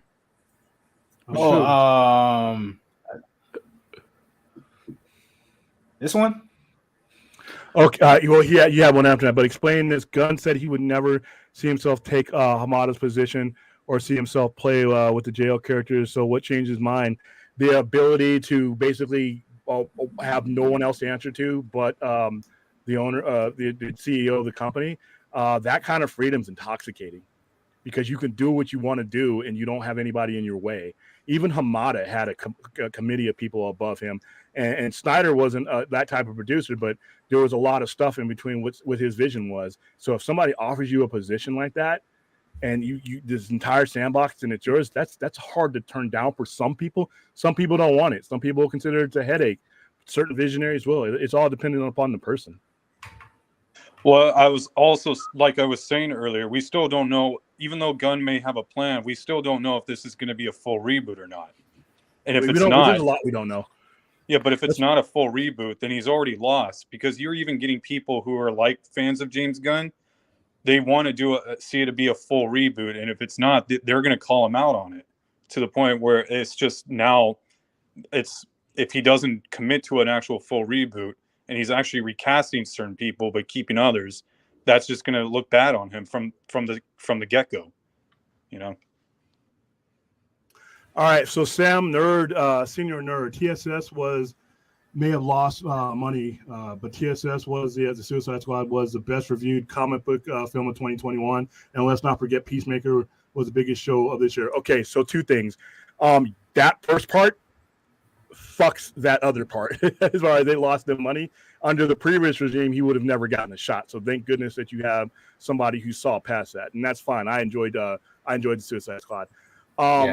When it comes to Peacemaker, I will give you a disclaimer. After the fourth episode, or well in the fourth episode, I enjoyed that series, and I'm glad I invested the time. I like Peacemaker. But as far as its numbers goes, those are internal numbers. The only thing that you have is things like Samba and all these other things that give you terrestrial TVs. Even the terrestrial TVs I have now are on Roku's or on non-terrestrial devices. That's just like when people said nobody was watching Zack Snyder's Justice League. So you have just as much ambiguity when it comes to people watching Peacemaker. There's never been any externally published numbers on any of these things. A streaming service can tell you whatever the hell they want unless they are part of the Nielsen rating system. And at that time, Warner Brothers was not part of that. So, and they greenlit Peacemaker before the production of Suicide Squad was even done. So they were making their decisions. They weren't making their decisions based on, that kind of, thing. But as far as it being reviewed goes, listen, like I said, there's a lot of my favorite movies that are heavily reviewed. Some of them have even won Oscars, but I never got to see anything else from them because they didn't make any money. The only reason why they greenlit Peacemaker for HBO Max before the Suicide Squad came out is because it's obvious that they needed content for HBO Max. So regardless of whether that movie was going to do well or not, they were going to always just put it out. It's the same reason why they put out the Snyder cuts, because they needed to promote HBO Max. And here's the thing when it comes to James Gunn, and listen, very talented, very visionary. I like a lot of his stuff. I mean, I've watched some of his stuff with Trauma going back years. All right, but here's the situation. If he hadn't been working for Marvel and they hadn't fired him, if James Gunn had just been in part of any other production company or something like that, would he have been given even his first job with DC? Because remember, Walter Hamada and those guys were so infatuated with what was going on in Marvel, they were just happy to get somebody from there, and a lot of his influence and leverage came from that. So fairly or unfairly, he wouldn't have even maybe elevated to this position if he hadn't been working for them. And I think a lot of the infatuation stuff, we got a Marvel guy, Well, that's the thing. As much as I do like James Gunn's style, I will admit he's still, to me, he's not proven that he's capable of making something outside of his comfort zone. So if he's going to make the next Superman movie, he's got to it can't be a James Gunn film, really. It's got to adhere to the characters, the right tone and style, really. So that's why I think he's got a major uphill battle, especially since they didn't conclude Henry Cavill's Superman story. He's got to be able, what me and Enosh have said that this next Superman movie, he's got to find some way to bring together this fractured fan base right off the bats. And that's a very tall order that I just don't know if he can deliver on, you know. Or if he'll have, I think he can deliver if he has the time to. But once again, there are factors that have nothing to do with him, Safran, or Zaslav that may make this risk of rebooting, if it is a reboot, arduous task simply because it's going to take time that the people sitting on the sidelines with them bags of money, you know, the stockholders, like I said, they are not going to buy. Well, it's going to take time. We need to rebuild this. We need to rebuild that. They're going to be like, wait a minute. Why is my stock at $7? Why? What is this? You guys sold me when we did this transfer on these ITPs being the biggest thing since sliced bread, and now I just had a movie that didn't pull in this or that. And like I said, I think James Gunn talent-wise can do this. I think this within time, it would work. The only question I have is, does he have that time? And I'm not talking us fanboys. Does the general audience going to give him a time of day? Well, that's also options. Like I was saying earlier too, is that I just wouldn't be surprised that if this Superman movie's being the first movie outside the gate in this new reboot, it's going to be very cheap compared to any other Superman movie because of how much in debt this company is in, to the point where I feel like this next Superman movie is not going to be anything like Man of Steel, where you're not going to see a bunch of action or CGI, like all that stuff that we wanted, us Superman fans want to see on the big screen. So I fear that it's going to be very low budget, and it's not going to meet the expectations of the audience and the fans to where they want to, where it should be, because it's just going to end up being like another kind of like a Superman Returns situation. I think there'll be a way to manage the budget if they were to say, okay, make like $100 million. I think there might be a way to kind of make it look like a Superman film without being, quote unquote cheap to some people. Well, that's why I think they're skipping the origin stories, because they probably don't have the budget to do a Krypton scene. No, because people know because people know Superman's origin. They don't want that. Like it's like Batman and Spider-Man. They're not going to do $100 million Superman. You get what you pay for. They may do other movies where they go on the cheap, and it also answers the question where Dan and Margo's at. The reason why they're not going to give you a low budget Superman, because Superman is the access point at which all this revolves. So they're not going to go cheap there. They may go cheap. You can go cheap with Batman because of practical effects, and that's a grounded type character. You cannot go cheap in this day and age. Even if you get a cheap actor, there's so much the type of CGI and everything you need. So you're not going to get away with $100 million Superman. I would ask that he not even try that, because that could damage your brand to the point of no return. But to answer his question, why did Gunn decide to write Superman script when he turned down Superman movie they offered to him? Because at that time he wasn't running DC Films or DC Studios, and he knows he's not going to write and direct everything, but Superman is the key. That is the king, that is the main thing, that everything that is going to revolve around. So in order for him to maintain the kind of control that you have to have of the narrative, he at least has to be involved in the most, the main engine. Even if he's not involved in everything else. That is the cog on which everything else spins. So yeah, it makes sense that he in this position, that he would be hands-on with that. And that's appropriate. Well, that's what I'm saying. The uphill battle for him is that he's got to knock it out of the park with that movie, though. Because if he doesn't, it's going to not do well at the box office. And especially if it's going to be kind of a very high budget Superman film where it could not meet it will not break even. And then therefore you'll see Zaslav being reactionary, like how he was with Black Adam, that he will not be able to write off a sequel. Well, Black Adam wasn't reactionary to Black Adam. Black Adam, the only reason why the stuff that's not going forward with Black Adam is because they weren't going to undermine the guy that you just named as head of DC Films. All that stuff and Cavill and all that was greenlit by Abney and DeLuca. And once they hired James Gunn, they committed to James Gunn.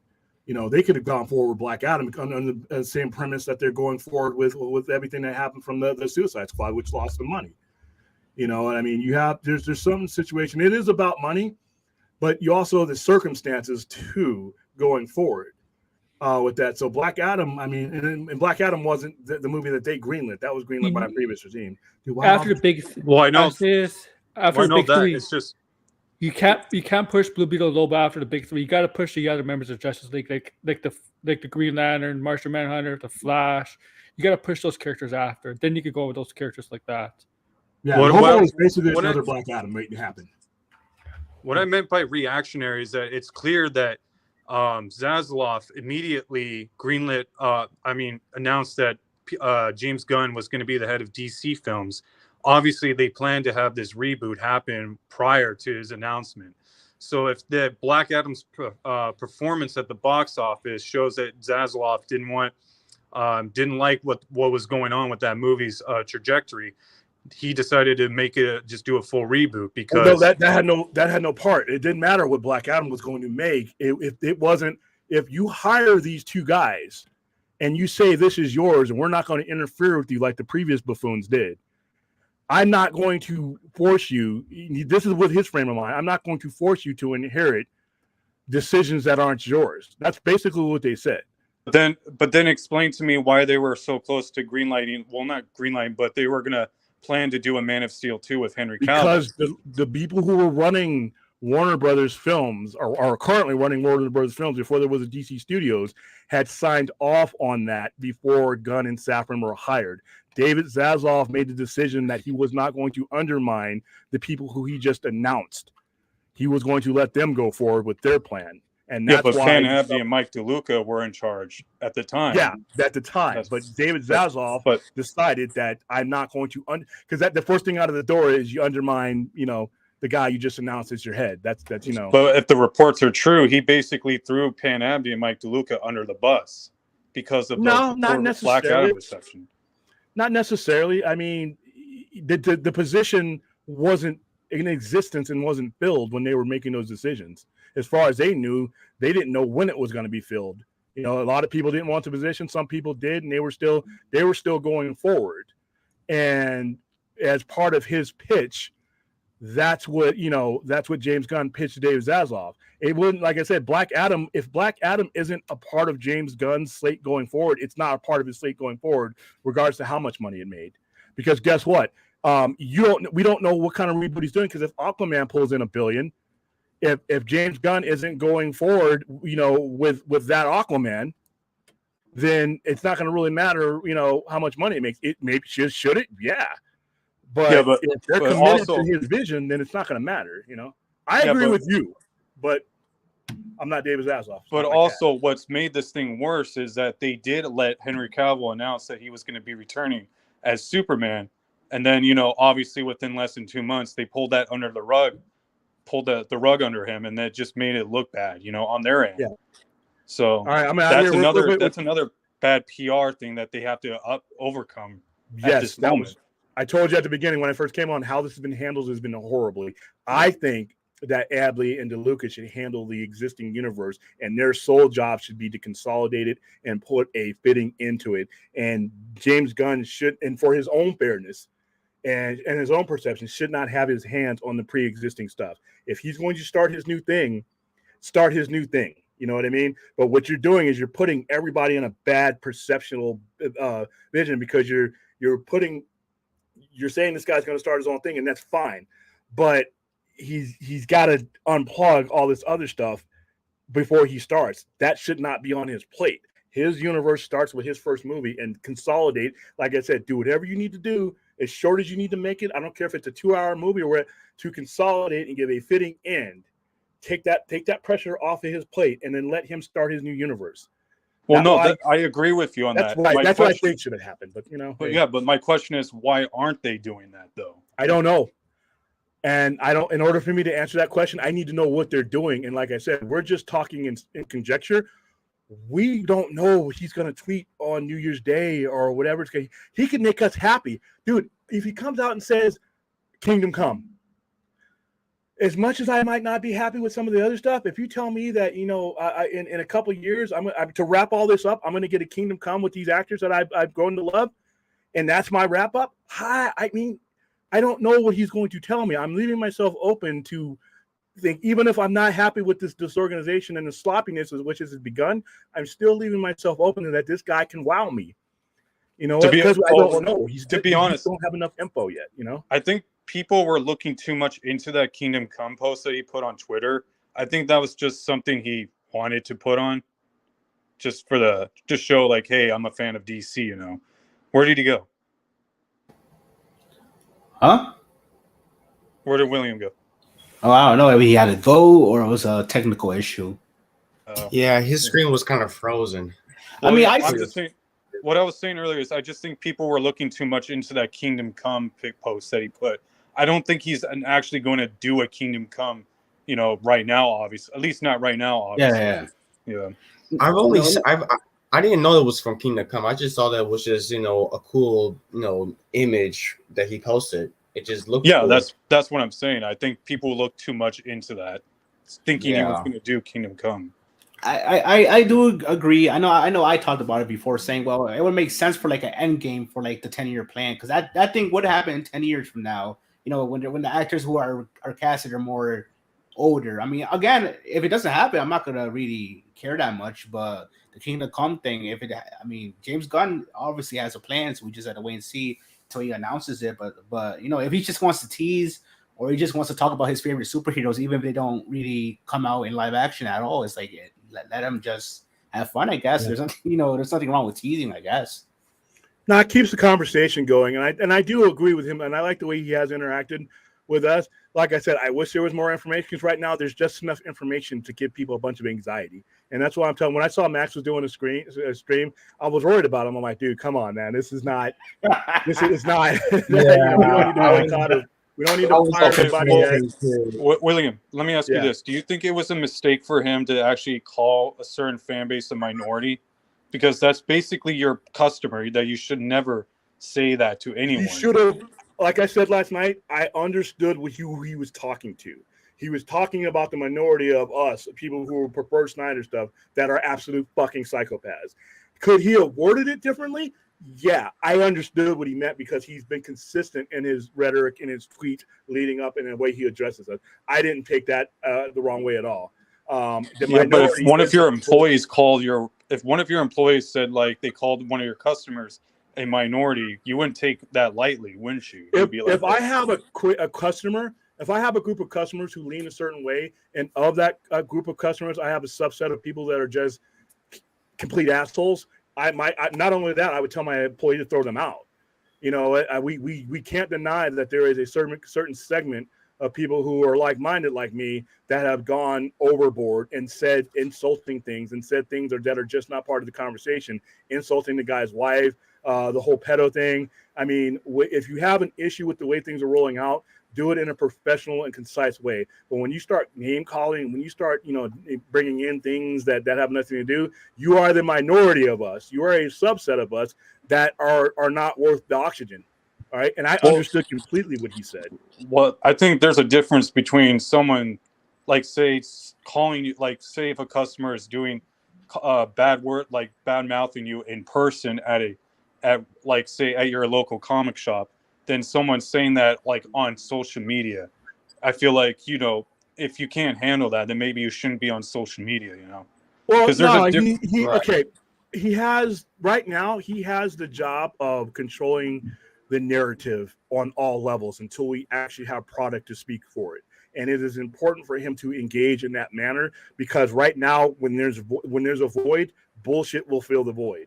And it is important for him to address certain things and understand that, and let people know what's not going to sway their decision making one way or another. And like I said, if it's not like we don't know that there are cultists out there, but they're not Snyder, necessarily. Snyder fans is not some monolithic thing that all of us think like the same anyway. So him pointing out those people that are doing the name calling and being insulting, that needs to happen. I would do that to somebody here in person if they came in here and and they were in a group of people and they were the asshole in the group. Guess what? The group can stay, but the asshole's going, and that's all he's saying. I know a lot of people said that. I had no problem with the way, I know exactly who he was talking about. I know I'm playing devil's advocate, where I do feel like, when it was with the Walter Hamada regime, there was no communication, right? Well, there was, yeah. Okay. But I feel like with James Gunn, there's a bit too much communication, where I feel like there needs to be a balance. That I will agree with. And I think once he starts putting out content, I think you will see less and less. Right now, there's just no content. right now he has to control the perception of what he's doing. Otherwise, there won't, they'll be left to the trades and the scoopers and the other YouTubers to direct his narrative. And that's one thing that the last regime failed ultimately in, is they let everyone else speak for them except for them. And by the time it came to fruition, the perception of what they were doing had been so sullied because no one came out and said, no, this is what we're doing. That's not true. That's bullshit. No, this is half truth, like that. At least he's doing that. Is he doing it a little bit more than I would like to? Maybe. But I understand the need for him to be out there and say. But I think it's a little fishy to me that he would announce Cavill was not returning, but in that same post, he never confirmed, is this going to be an actual full reboot or not? And that's what we have to wait on, because what he said is Cavill is not going to be. We're making a new Superman movie with a younger Superman, and Henry Cavill is not going to be the Superman of that movie. He didn't say that Henry Cavill wasn't going to be a Superman at some other point in time or another part of a storyline. So we have to be careful to read as much into what he didn't say and leave that to be said as we are what he's saying. We don't have enough information to say fire anybody or boycott anybody. I will agree with everybody. The way this is being rolled out ain't the best, but we're filling in the gaps with things that don't exist right now. And we're chasing our tails and causing ourselves a lot of blood pressure madness that we may not even need to have to cause ourselves. We don't know if we're 100%. We're not going to like what this guy has planned. All we can judge it is by how it's being rolled out, and that's a knock against him. But that's not enough to derail it. I have to see the whole story. What did you mean when you said that we're talking with Cavill about another? He only told us that he's not going to be the Superman in his universe. Are we wrapping up this universe in one fell swoop? Are we going to do a big mini? What are we going to do? What we're not going to do? They haven't even told me that this reset is going to leave me with a 9-year investment for nothing. They haven't even said that. That's what the conclusion is, obviously, but he hasn't come out and said that. All right, and we're listening to all these other sources that are giving you half truths and all that. We as a fan have time to let all this play out. All right, and I would just say, wait. There's something there that's missing. That these people aren't stupid. You may not agree with Gunn's style, but he's not a moron. And I think he knew what he was stepping into. And I don't, until I see him say certain things that that I'm like, okay, I'm not on board with. I'm not going to boycott anything. What am I boycott? You have to have something to boycott. You got to do something to get fired or to be fired. So I think that we are right to be skeptical, and I think we are right to be apprehensive to give any more money to this until we see what's going on. If he lays out his slate and it's just not something consistent what you want to do, or if you start seeing trailers that I'm not into that, then I can see you going away. But right now, we cost you $0.0 to sit back and wait. All right. Well, I'm not saying. Well, I would like. What was I going to say? I do trust James Gunn with this new reboot plan. If he is, that's what he's doing. But I also agree that I don't think he was the right person at the moment to be ahead of DC, because I feel like what WB should have focused right now on is trying to get the fan base, like the fractured fan base, together, which is, like we were saying, they should have let Pan Abney and Mike DeLuca make a Man of Steel 2 and then make another Justice League to finish off that story. So that way at least some of the fan bases come together and then they can move on to whatever James Gunn is doing, Or I wouldn't even hold him. That would be great. That would be the grand scheme. But if they tell me, it's not financially feasible for us to do this way, but we can resolve this that way, I'm open to resolution, period. I just don't want this good storyline that I started out with, that I've been waiting for all this time, to be left hanging like that, and then at the same token being asked to buy this new thing. It's like, I think that if you want to do it in a cartoon, listen, I'm not the biggest fan of DC animation. I've already expressed that. But if you tell me that we're going to wrap all this up in some kind of animation series, I'm there, man. I'm there. All right. I'd be down for that. Yeah. The only thing is, I also agree with you, like what you were saying about a few months ago, that they shouldn't have relied on Black Adam, which is like a D or C list character for us to get our alphas back on the big screen when it should be the opposite. You should be relying on your A list characters to get to your B list characters, C list characters, and so on. Exactly. But I just feel like there has been somewhat of a reactionary from Zaslav's part on that, especially since that last conference call that he said that we were going to focus on trying to make these, next 4 upcoming DC films that are going to come out next year to be at the best quality that they can, so that way they can move forward. But I think what Max was saying on his channel the other day, I think Zaslav has actually abandoned that now, and he just wants to basically just jump right into this new reboot that Gunn's planning. Well, when Zaslav was talking, he hadn't hired Gunn at that point when he put that out there. So they were still going with that original plan. Something James Gunn sold him on must have been. I would have loved to have been a fly on that wall for that promo. No, I believe he had to have had conversations with Gunn around the same time when he was having conversations with Dan Lin. No, the Dan Lin thing took place. We only found out about it by then. The Dan Lin, all these stuff happened actually before, but we just found out about it. Lin. By the time we heard about Lin not being up for the job anymore, that was probably a month or so. We're probably a month or so behind as far as all that goes. We just don't hear about it because it was internal and it eventually leaked when he moved on to his other stuff. So, like I said, I'm still a Zaslav fan. I don't envy what he had to come into. And I don't envy what any of these guys had to come into. I think there's a better way to handle it. But once again, I don't know what the next tweet or what the next he could come out and get on YouTube and say this is what I'm going to be doing, and it could blow my fucking mind. It could, and I'm not going to hate something just because if he comes out, like I said, if you distract, I'm like a dog with a toy. A chewed up raggedy ass toy I've been chewing on for like the last 6 months. You can't even recognize it for what the hell it is, right? If you come over with a nice, shiny, squeaky toy, I'm going to drop that old toy. I'm going to come over to you. If James Gunn comes over with a shiny, prettier, better looking toy, then I'm all for it. That's the one mistake that the previous regime did not do is they took away this toy that was still in use and didn't give us shit. They didn't even give us a sock to chew on. They just took away the big toys and gave us crumbs and table scrappings and birds of prey and Shazams and all that. So what did you expect the fans to do over the last 5 years? Well, what I was saying is I've seen some red flags from Zaslav right now in terms of DC, because I feel like if they really are going to do a reboot, they shouldn't have announced it so soon to the point where it kind of undermines the directors and filmmakers of what they're doing. They didn't announce it. Remember, the only reason we know any of this stuff is because the trades are putting out half-ass shit. And what about the Jason Momoa possibly playing Lobo video? That's a possibility. That hasn't been announced. That's what I mean. Yeah, but he led into it in his video. There's information out there, but we're like I said, we're like Pomeranians, hoping something drops from the table.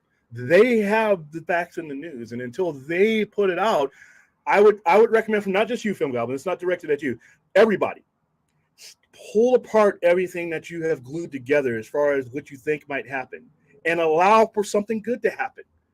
I can't tell you to go see these 4 movies. I don't right now, based on the information I have, I don't have a strong enough case to tell you to go see these movies one way or another, whether I'm going to or not. But do you think they're not going to do as well at the box office? If based on the information we have now, no. But by the time they get released, there's going to be 100 tweets and 100 releases that might. What if he comes out tomorrow and logically ties these movies together into something, that makes sense? Then maybe not. It depends on where we're at when it's time to start dropping trailers for these movies. Did you see that Zachary Levi video though he posted? I saw that video and I wasn't a fan. I'm a fan of Zachary Levi, but I think he meant well. Didn't he look desperate though? Kind of. He looked like he was trying to defend people. He has really good business relations to it. He has a good business relation with Hamadi. He has a great business relation with Safran, and probably has a great one with Gunn. Sometimes when you're trying to defend, when things are under attack, it's like a mother defending their child. Kid could be badass and fucked up as hell, but your mother's still going to defend him to the death, right? And sometimes he's trying to defend the people he has a good relationship. I think he kind of went overboard. But I don't really. That tweet's not going to, that video is not going to bother me as much. Like I said, the only thing that's going to matter to me is the news that James Gunn puts out once this starts coming together. And that's why I say everybody reserve the anxiety for right now. I'm not saying it's not going to be a stack of shit, but right now we don't have enough. Now, would you say the Black Adam box office would have completely bombed without that Superman without The Rock? Without the Superman cameo, I'm saying. Not as much because he hadn't been in the game. See, the problem with the Superman cameo not moving the needle as much as it could have, 5 years is a long time. And when you're telling me he's just in a trailer, you want me to go pay, it's just not enough. What hurt that is the Superman not being on the playing field for 5 years. Yeah, but would you say it's ridiculous that, say, if the Zaslav was expecting that movie to make like $700 million? They weren't. We had a conference call when we gave away all the stuff, and they did that last push for marketing. They were very realistic. They weren't happy because remember they inherited this movie. They didn't begin their advertising campaign until the last weeks before the movie. I got our stuff that we gave away all that stuff with. I got that literally 48 hours before we premiered the movie. I had to come back. I had to come back and take pictures of all the stuff for our contest at 11 o'clock that night because they wanted that stuff in circulation coming into the next day because they had come in late. Well, the reason why I brought up they also knew that the next week was Halloween, and that wasn't a good time for a movie that a family time movie anyway. They knew their struggles with that movie, but at the time when all that was going on, they were using that basically as a doorway to get certain major characters back in and get people talking about it. What Black Adam did versus what the potential, because remember, even the people who didn't go see Black Adam, the buzz about Cavill being back was very positive, and a lot of people were happy to hear about it. And that would have set them up for another movie. But that's why I was backtracking to when that movie came out. I was telling you that at the time I was agreeing with Matt Jarbo was saying that it didn't move the needle. But now that I've had more time to process it, I'm starting to think it actually did move the needle. It's just the needle for that movie was so low that I feel like no matter, like, even if you put, like, even Superman could only move that needle so far for that movie to do well as well as it could. You know? Here's the thing. If they had gone with their original plan and there was going to be more Henry Cavill related stuff, then what that movie's purpose would have been was to get that conversation started, get that excitement rolling, and see the viability, engage the viability of not with the necessarily the box office, but the talk, the chatter is this a viable franchise going forward? And to be honest with you, I thought the reaction to his coming back was awesome, but at the same time, this is the mistake I think is him making the hire when he did in placing the responsibility on that person at this particular time. I thought that was a mistake. Not that he hired James Gunn, but he hired James Gunn after he had another plan in place to go forward with this universe to a certain extent. And I think right now the only way to right that mistake, in my opinion, if you can even call it a mistake, is to, depending on what Gunn's going to do, maybe Gunn has a resolution we don't even know about. But if Gunn is not going to resolve it and it's just going to be left hanging, then the previous people who's watched, they assume they should come up with some way, cartoon, coloring book, claymation, sock puppet, to resolve that universe and align everything with what James Gunn is doing. All right, you end a lot of confusion that way, and at the very least, not everybody's going to be happy with any ending, but you could have a credible ending. I can no longer say, well, dude, you guys are a bunch of schleps. You want me to spend money and you never finished this. Well, you finished it. Well, right? Yeah, but you and I can agree that the reason why we're in this mess with the universe is because the previous regime, like you were saying, they let all the whining, bitching, and complaining of Man of Steel and Batman versus Superman come in and take over the common sense to the point where they started becoming reactionary so much that it messed up everything going forward. And there's one other factor you're leaving out, and I always bring it up, is the fact that they could not take their eyes off of the Marvel car long enough to drive their own car, and they crashed their car paying too much. Exactly. So they got, with this new reboot, they got another chance, I guess, to do it. but they cannot be reactionary at all whatsoever. No. Because it's like you said, like when I go see these DC films and I come out being like enjoying them, the last thing I want to hear is about box office, Rotten Tomatoes scores, all that like nonsense. What I want to know is, when is that sequel going to come out? Yep. And I'm on board with you. And on that note, hey, Eddie, I got to go pee and I got to go get some stuff ready for our late night sale. And then I still have another stream. When does that sequel come out? When is the next movie of that universe coming out? Too, you know? Yeah. Yeah, Andrew. All right, Goblin. Thanks for being here, guys. Eddie, see you later, man. Thank you, man. So, yeah, this was a good conversation. Yeah. All right. I'll talk to you later, man. Yeah. So yeah, everyone. Again, I'm gonna wrap it up right now too, as well, since I just wanted to have a good conversation about, should we boycott the rest of the DCU films? Should we not even bother watching them because the connectivity is gone? That factor is gone. The DCU is gone. Again, there are some reporting to some speculations about the actors reprising their roles or not. Again, I'm only, I talk about it sometimes on my channel, and I hope you guys subscribe as well, all my ideas, but at the same time, I don't know anything. Yes, if they're winning, in my opinion, in my head, seeing all this information being provided, if they're willing to recast Superman, then everyone else is a no biggie. You know what I mean?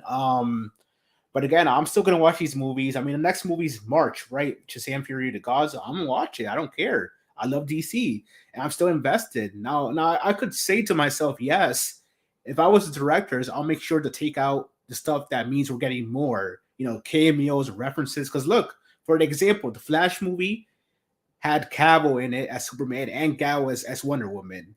And Henry's cameo is gone from that film. Gal's is reported to be gone, but again, some people are saying no, it's still there. But Cavill's is definitely gone. The Aquaman in Lost Kingdom had two separate cameos. One with Michael Keaton, that's gone, and one with Ben Affleck, that's gone.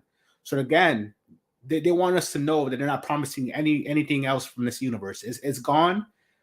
After Aquaman in Lost Kingdom, the DCU will be a thing. But that's all I have to say. It's your money, obviously. You can watch whatever you want. Even if you disagree, again, it's your money, it's your choice to watch DC or not, to give this new slate a chance.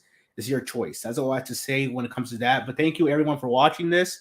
Thank you for all the super chats, the supports. I try my best. I try to get people to get on here and give me a good conversation and be obviously what's the term? Be nice about it, meaning not to interrupt people when they're talking, not to be chaotic and wreak havoc. Because look, in the bottom line, it's still about fictional characters. This stream, everything that's going on is about fictional characters. Again, I get passion, I get emotion, I get all that stuff, but at the same time, realize it's not that. Don't be OD when it comes to that. That's pretty much what I'm trying to say when it comes to superheroes and what's going to happen with DC's future in general. But that's pretty much all I have to say. Sorry if it sounds like I'm rambling. I'm just trying to have a good exit conversation. But yeah, thank you everyone. Happy Christmas Eve. Tomorrow's Christmas. Enjoy your time with your family. Enjoy the food. Enjoy the presents. All that stuff. Thank you for the super chats. Thank you, everyone. Thank you. I'm glad all you guys are happy. This is the first time I'm doing this stuff. I might have one more show maybe next week. That's gonna be another good topic. But again, thank you. I'm all about DC as well. This is DC Madness for a reason, because I like talking about DC on my channel as well. But peace out, everyone. Again, I love you guys. Thank you. It's been good.